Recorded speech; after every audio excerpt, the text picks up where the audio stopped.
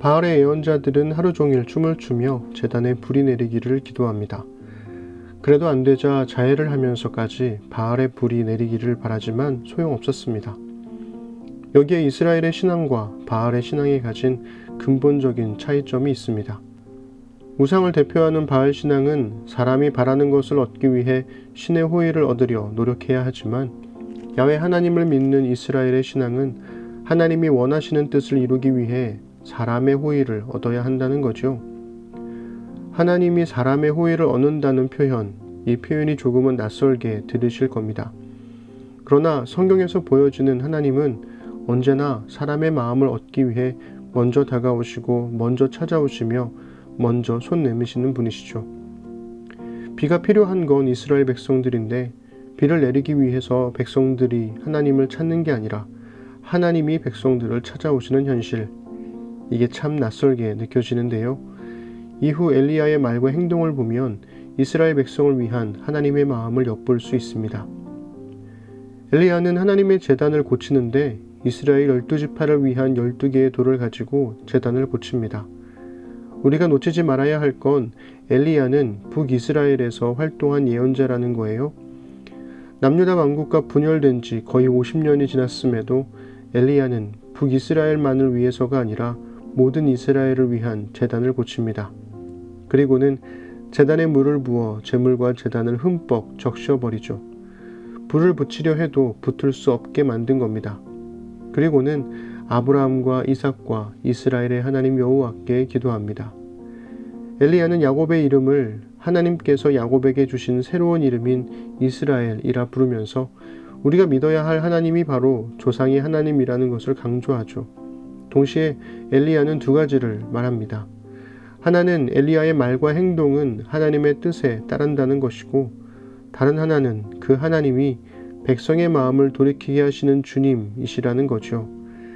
그리고 하늘에서 불이 내려와 흠뻑 젖은 제물과 제단을 전부 불살라버립니다.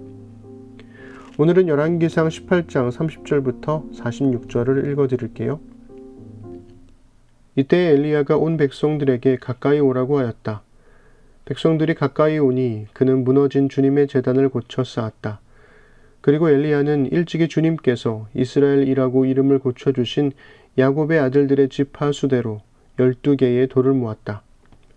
이 돌을 가지고 엘리야는 주님께 예배할 제단을 다시 쌓고, 제단 둘레에는 2세아 정도의 곡식이 들어갈 수 있는 넓이의 도랑을 팠다. 그 다음에 나무단을 쌓아놓고 소를 각을 떠서 그 나무단 위에 올려놓고 물통 4개에 물을 가득 채워다가 제물과 나무단 위에 쏟으라고 하였다. 사람들이 그대로 하니 엘리야가 한 번 더 그렇게 하라고 하였다. 그들이 그렇게 하니 그는 또 그렇게 하라고 하였다. 그들이 3번을 그렇게 하니 물이 제단 주위로 넘쳐 흘러서 그 옆 도랑에 가득 찼다. 제사를 드릴 때가 되니 엘리야 예언자가 앞으로 나서서 이렇게 기도하였다. 아브라함과 이삭과 이스라엘을 돌보신 주 하나님, 주님께서 이스라엘의 하나님이시고 나는 주님의 종이며 내가 오직 주님의 말씀대로만 이 모든 일을 하고 있다는 것을 오늘 저들이 알게 하여 주십시오. 주님, 응답하여 주십시오. 응답하여 주십시오. 이 백성으로 하여금 주님이 주 하나님이시며 그들의 마음을 돌이키게 하시는 주님이심을 알게 하여 주십시오. 그러자 주님의 불이 떨어져서 제물과 나무단과 돌들과 흙을 태웠고 도랑 안에 있는 물을 모두 말려버렸다. 온 백성이 이것을 보고 땅에 엎드려서 말하였다. 그가 주 하나님이시다. 그가 주 하나님이시다. 엘리야가 그들에게 말하였다. 바알의 예언자들을 잡아라. 한 사람도 도망가게 해서는 안 된다. 백성은 곧 그들을 사로잡았고 엘리야는 그들을 데리고 기손 강가로 내려가서 거기에서 그들을 모두 죽였다. 엘리야가 아합에게 말하였다. 빗소리가 크게 들리니 이제는 올라가셔서 음식을 드십시오. 아합이 올라가서 음식을 먹었다. 엘리야는 갈멜산 꼭대기로 올라가서 땅을 바라보며 몸을 굽히고 그의 얼굴을 무릎 사이에 넣었다. 그리고는 그의 시종에게 올라가서 바다 쪽을 살펴보라고 하였다. 시종은 올라가서 보고 와서 아무것도 보이지 않는다고 말하였다. 엘리야가 다시 그의 시종에게 7번을 그렇게 더 다녀오라고 하였다. 7번째가 되었을 때에 그 시종은 마침내 사람의 손바닥만한 작은 구름이 바다에서부터 떠올라 오고 있다고 말하였다. 그러자 엘리야는 아합에게 사람을 보내어서 비가 와서 길이 막히기 전에 어서 병거를 갖추고 내려가라는 말을 전하라고 하였다. 그러는 동안에 이미 하늘은 짙은 구름으로 캄캄해지고 바람에 일더니 곧 큰 비가 퍼붓기 시작하였다. 아합은 곧 병거를 타고 이스라엘로 내려갔다. 주님의 능력이 엘리야와 함께 하였기 때문에 엘리야는 허리를 동여매고 아합을 앞질러서 이스라엘 어귀에까지 달려갔다. 아멘. 도저히 태울 수 없는 제단이 완전히 불타는 것을 목격한 이스라엘 백성들은 그제서야 이스라엘의 하나님께로 돌아섭니다. 지금껏 자신들을 속여온 바알 예언자들에 대한 분노가 폭발한 것일까요? 백성들은 엘리야와 함께 바알과 아세라 예언자들을 모두 죽입니다. 이 모든 걸 지켜본 아합은 무슨 생각을 했을까요? 아합도 백성들처럼 이스라엘의 하나님을 참 하나님으로 고백했을까요? 여기서 성경은 아합의 반응을 생략해버립니다. 엄청난 승리를 뒤로하고 엘리야는 아합에게 나아가 큰 비가 올 테니 이제 음식을 먹으라고 합니다. 아마도 아합은 비를 내리기 위한 기우제를 위해 금식을 하고 있었던 것 같아요. 하지만 하늘은 여전히 똑같은 하늘이었고 비가 올 기미는 조금도 보이지 않았습니다. 그런데 엘리야는 어떻게 비가 올 것을 알고 있었을까요?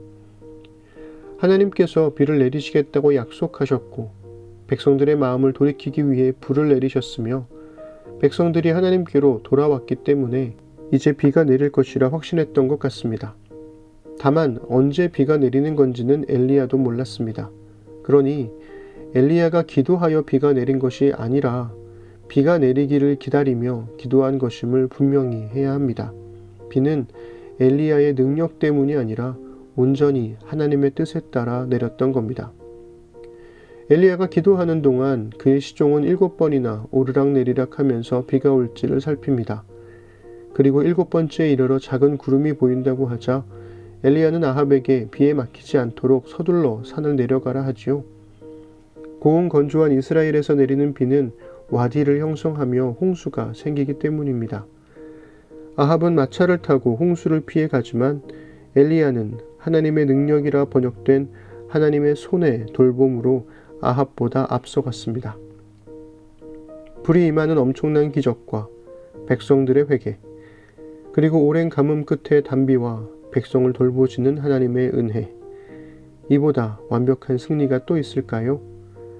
하지만 승리의 기쁨도 잠시, 악의 위협은 끈질겼고 성실했습니다.